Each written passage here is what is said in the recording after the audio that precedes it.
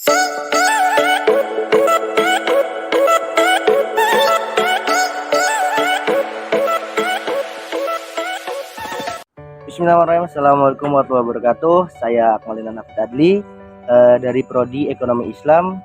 Saya Ranis Karwangi dari Prodi Ekonomi Islam. Di sini saya ingin menanyakan beberapa pertanyaan nih. Di sini saya akan mewawancarai beberapa orang mengenai cryptocurrency. Alhamdulillah saya sudah kebetulan bertemu dengan Mas siapa? Nama saya Naftali. Namanya Mas Naftali. Di sini saya sudah bertemu dengan Mas siapa? Kani. Mas Kani. Oke. Permisi Bu, di sini saya akan mewawancarai Ibu. Oke, di sini saya ingin menanyakan tentang beberapa pertanyaan tentang cryptocurrency ini, Mas.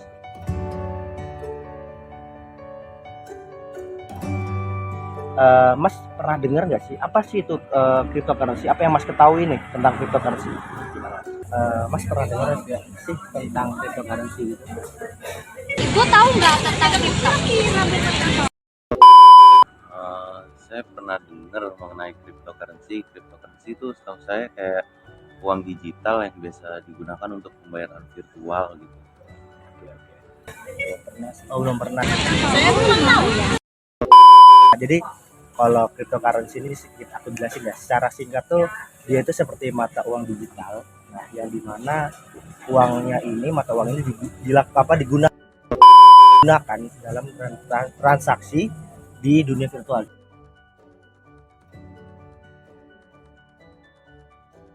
Nah, menurut Mas nih, kalau misalkan nih Mas udah punya uang nih, atau Mas sekarang udah punya uang, nah apakah Mas berminat untuk berinvestasi di cryptocurrency?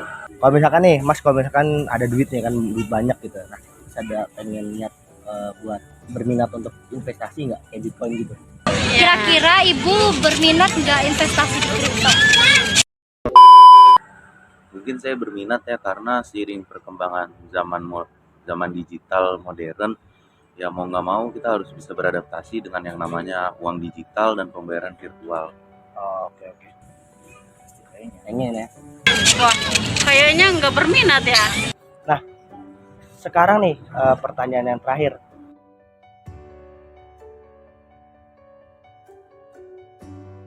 Boleh nggak sih kalau semisalkan cryptocurrency ini dijadikan sebagai mata uang, seperti halnya mata uang rupiah nih, bagaimana menurut Mas? Boleh atau enggak gitu? Dan alasannya apa nih?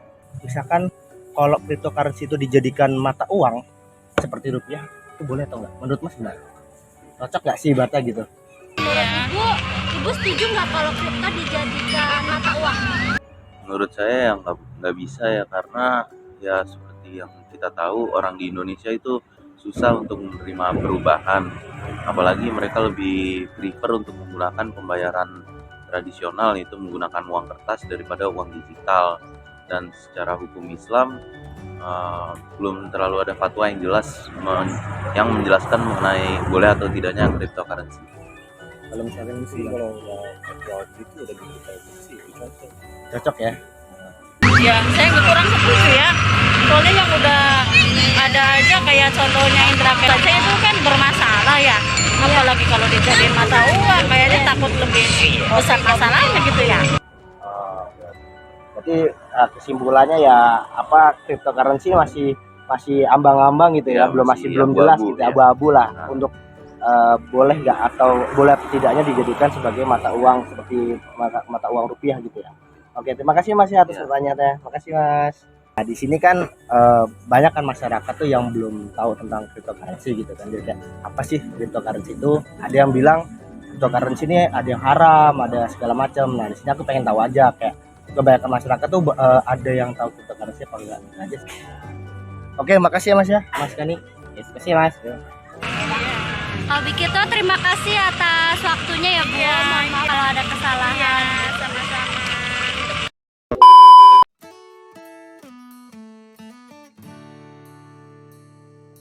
Di sini saya ingin menjelaskan tentang pengertian kripto, jenis-jenis kripto, dan yang berkaitan dengan cryptocurrency. Mari kita bahas.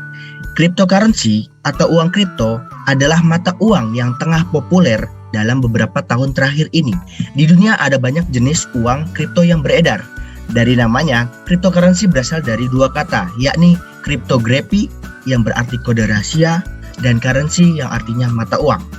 Dengan kata lain, uang kripto adalah mata uang virtual yang dilindungi kode rahasia. Sederhananya, uang kripto adalah mata uang digital yang memiliki sandi-sandi rahasia yang cukup rumit, berfungsi melindungi dan menjaga keamanan mata uang digital ini. Perlu diketahui, setidaknya ada 10.000 jenis mata uang kripto yang saat ini diperdagangkan. Namun demikian, untuk di Indonesia sendiri ada 229 aset kripto yang telah terdaftar di Badan Pengawas Perdagangan Berjangka Komoditi atau BAPEPTI. Berikut jenis-jenis mata uang kripto terpopuler atau memiliki kapitalisasi pasar terbesar dalam dolar Amerika Serikat, yakni yang pertama adalah Bitcoin, dan yang kedua adalah Ethereum, dan yang ketiga ada Binance Coin, yang keempat ada Cardano, yang kelima ada Decocoin, dan yang terakhir ada Litecoin.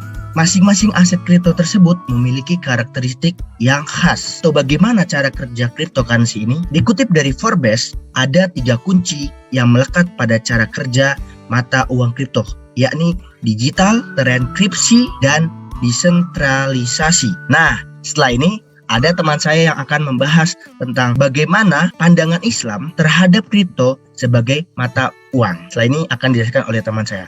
Terima kasih.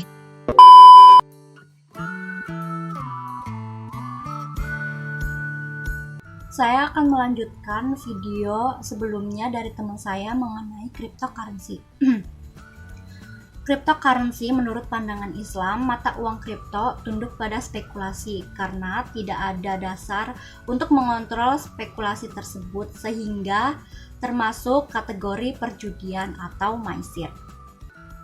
Secara istilah, maisir berarti perjudian, yaitu suatu perbuatan yang dilakukan untuk mencari keuntungan dengan informasi yang tidak pasti. Allah menyebutkan bahwa maisir beriringan dengan khamar. Hal ini menunjukkan bahwa status hukum maisir sama dengan khamar, yaitu haram. Kripto bila dijadikan mata uang yaitu hukumnya haram, seperti yang tercantum dalam fatwa MUI. Yang pertama yaitu pengguna cryptocurrency sebagai mata uang hukumnya haram karena mengandung doror, dan bertentangan dengan Undang-Undang Nomor 7 Tahun 2011 dengan Peraturan Bank Indonesia Nomor 17 Tahun 2015. Doror sendiri bermakna ketidakpastian dalam transaksi yang diakibatkan dari tidak terpenuhinya ketentuan syariah dalam transaksi tersebut, sehingga bisa berakibat pada kerugian. Sedangkan doror adalah transaksi yang dapat menimbulkan kerugian ataupun ada unsur penganiayaan, sehingga bisa mengakibatkan terjadinya pemindahan hak kepemilikan secara batil. Yang kedua, cryptocurrency sebagai komoditas atau aset digital juga diputuskan tidak sah diperjualbelikan karena dianggap mengandung unsur gharar, qimar, dan tidak memenuhi syarat sil'ah secara syar'i. Artinya, ketiadaan wujud fisik memiliki nilai, diketahui jumlahnya secara pasti, hak milik, dan diserahkan kepada pembeli. Yang terakhir, cryptocurrency sebagai komoditi atau aset yang memenuhi syarat sebagai sil'ah dan memiliki underlying serta memiliki manfaat yang jelas hukumnya sah untuk diperjualbelikan. Begitu penjelasan mengenai cryptocurrency menurut pandangan Islam. Semoga membantu teman-teman sekalian. Mohon maaf bila ada kesalahan. Terima kasih atas perhatiannya. Wassalamualaikum warahmatullahi wabarakatuh.